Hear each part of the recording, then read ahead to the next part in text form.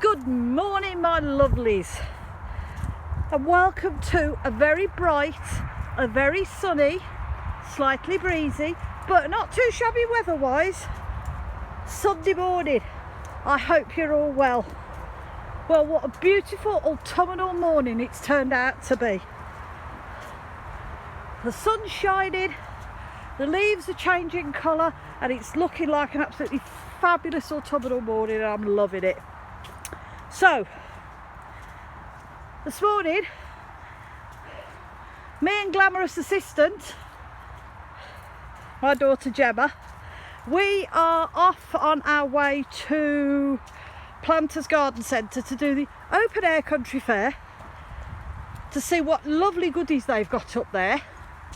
We're also going to see if we can bob our heads into the pumpkin paddock and try and bag ourselves a pumpkin. And then I think we might pop into the shop and see their Christmas decorations, because yes, even though it's only October, they've already got their Christmas stuff up. But while we're here and we're on our travels, I thought we'd have a chat about two things that's happened in the last few days. So there we are, Sunday. So Friday, Saturday and Sunday of this week saw October's full moon, and what a sight she was to behold. She was beautiful.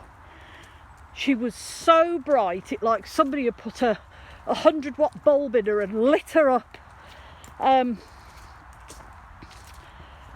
She's called a hunter's moon for October. And why?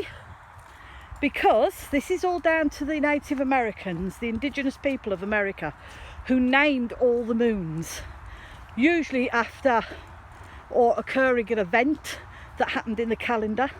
So the Native Americans named her a hunter's moon because the October moon is extremely bright. If you were in a place where there was no street lights or car lights or house lights and it was pitch black, the moon would light your way. As the old saint song goes, by the light of the silvery moon, it would illuminate the area so that you could see a lot better. And the indigenous people of America use this to their advantage, because that means that they could go out at night and hunt and be less detectable during the day, but also they had a good chance of seeing things, because if the moon was out and it wasn't covered by cloud, it would illuminate the area that they were in, which meant that they could go out and hunt things like deer and maybe elk, who were fattening up, getting ready for the winter. So that's why October's moon is called a hunter's moon. Now, we all know the drill. Moons are good for charging and cleansing things.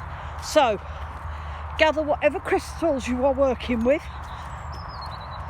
what other implements you may be working with.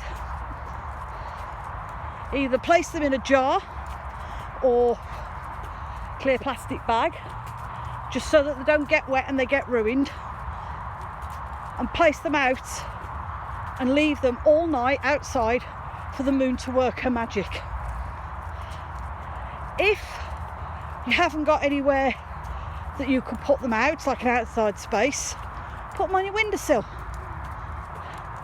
and leave them there, and the moon will still do her magic.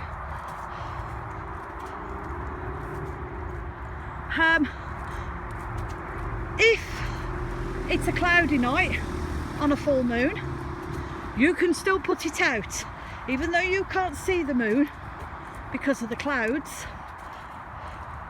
She's still putting down her energies, so you can still do it. You can collect moon water. You can either use bottled water or tap water if you're going to drink it, or use it in your cooking. put it in a clean jar, leave it out, let the moon work her magic. Or you could get rainwater and use it for watering your house plants and let the moon do its thing. Bear with, I'll be back in a minute. Yes, where were we? Ah, yes, rainwater.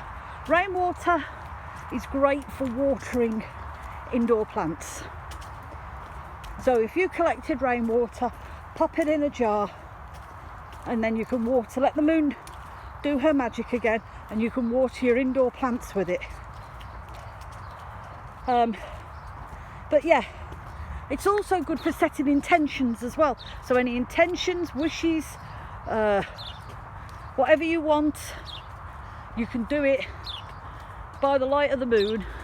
I feel like I want to burst into song every time I say that. You can do it by the moon. Write your intention, go outside with a pen, a piece of paper, a fireproof bowl and a lighter. Pop yourself outside, write your intentions on that piece of paper.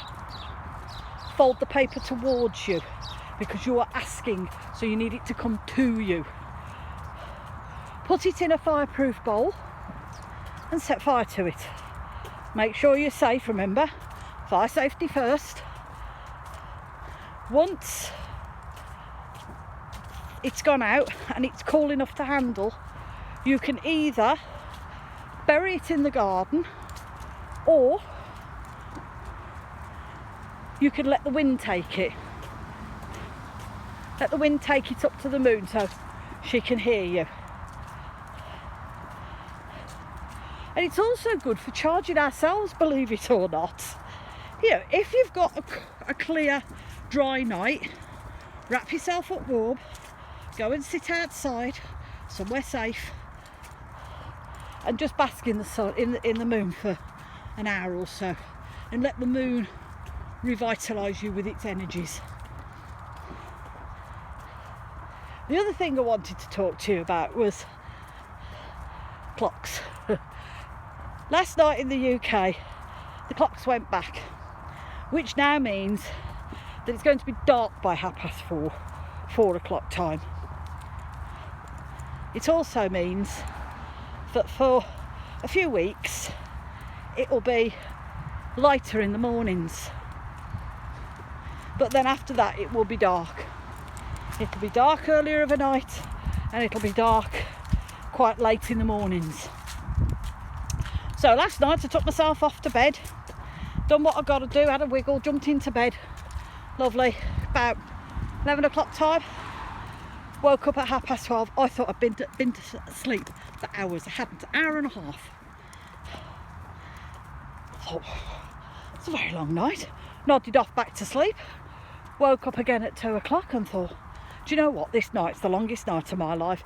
And it wasn't until I got up this morning, or until Lou woke me up this morning, that I'd worked out, the clocks had changed. And I thought I was stuck in some kind of twilight loop. So lovelies,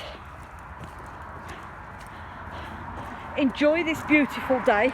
If you can get out in this wonderful autumn sunshine, do. It's wonderful.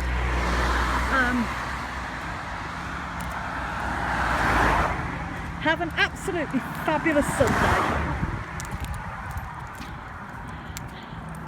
Look after yourselves, lovelies, and remember, if you're struggling, there's always somebody out there that will help you if you ask for help. Look out for one another, and if nothing else in this world, please be kind, because you don't know what that person's going through that stood next to you. And from me and my glamorous assistant Gemma, we're sending you both much love and many blessings.